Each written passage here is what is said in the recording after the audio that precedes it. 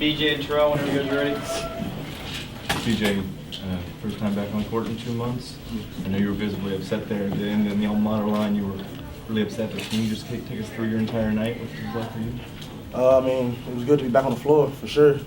After 8 weeks off, it was good to be back out there with the team. Wish we could have came out with the victory in the end, because that's all I really care about, honestly.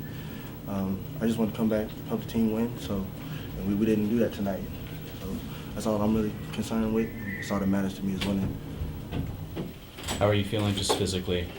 It's a process to get back, all the way right. Obviously, it's not something that comes back in a game or in a day. I was on a minute restriction on time. Obviously, with an injury like this, you just can't come back and play as long as you did before. So it was good to get back out there and get the rhythm and try to get the win. I've only practiced twice with the team fully. So it's just a process to get all the way back right and get the rhythm. But we're going to get there, and I believe in this team. BJ, the defense was where it needed to be. You guys held them to 15 points in the first half. Second half, they got a little loose. But offensively, it seemed as though you guys weren't able to really gain any traction. What do you think you guys can do to kind of figure that out?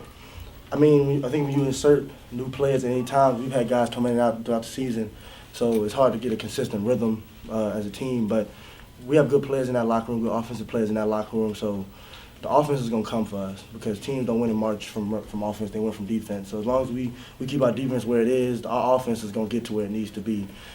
Just having him out there and me, there's no way people should be able to keep us out the paint and keep us from getting in the lane. How do you feel coming off the ball? Because I saw that a lot, you coming off the ball. Me and him both will play some point guard. It doesn't matter. Whatever is best for our team to win, because that's the main thing for the guys in the locker room, especially for me and him. We just concerned with winning the game. We're not worried about what position guys are playing or who has the ball in their hands. We got to do what we got to do to win games. And as you know, you got to play 2 point guards to win the game. That's what coach will do. Yeah, the free throw shooting has been kind of upsetting for all year. Just 3 for 10 tonight. What can you guys do to change that and just practice? I think we just gotta just keep working in practice. We just gotta focus in because that's something that we need to improve on. So going into practice tomorrow, we just wanna keep focusing on free throws and just trying to get better. Were your shots just not falling, or did you feel like they were? Cincinnati's a good defensive team as well, but did it feel like they kind of figured out the 2 point guard thing pretty quickly? I'll give credit to them. They played well. They have a good defensive system. They play hard and they compete.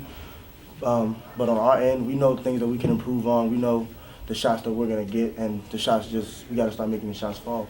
However, that is putting more work in the gym and after practice, whatever it takes to get where it needs to be. But I'm 100% confident that the offense will come.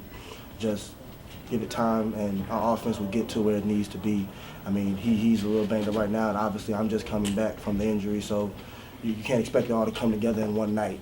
I wouldn't give it so much about 2 point guards. I'd just say that give it time and give it a little more experience playing together, and the offense will come. I promise you. How frustrating was the offensive rebounds that you guys gave in the second half? It seemed like the extra possessions was the thing that killed you because y'all get perfect defense and then the ball would trickle over into the opponent's hand. They go hard at the glass.